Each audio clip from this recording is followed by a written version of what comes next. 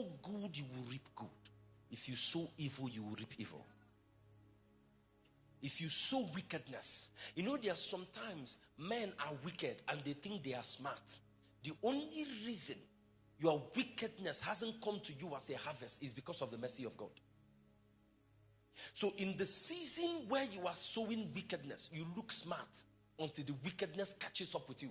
So whatever you sow is going to return back to you as a harvest. If you sow good, you will reap good. If you sow evil, you will reap evil.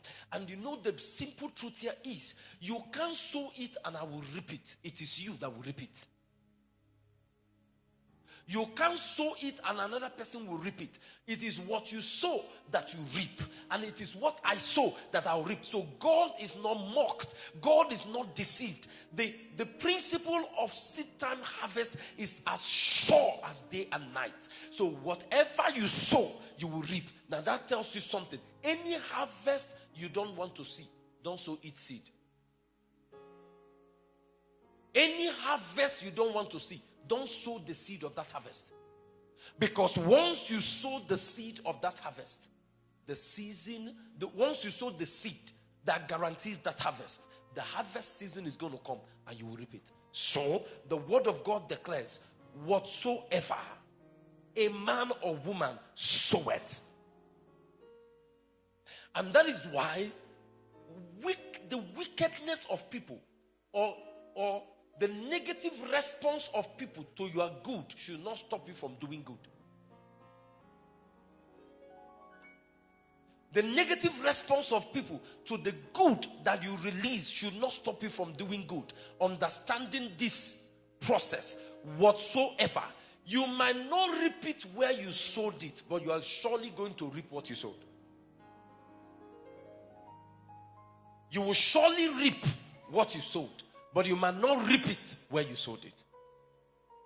So when you sow good, you know, some of us are used to doing good. And every time you do good, people respond negatively. Every time you do good, and you now want to now stop doing good. What is this thing? Every time I do good to people, they respond. No, they are not responding back good for good. They just return back evil for good. Satan wants to program you so that you start doing evil instead of doing good, because he understands this process. So, continue to do good, even if the people you did the good for are not aware of the good that you did. Some people turn your good to look evil. No problem.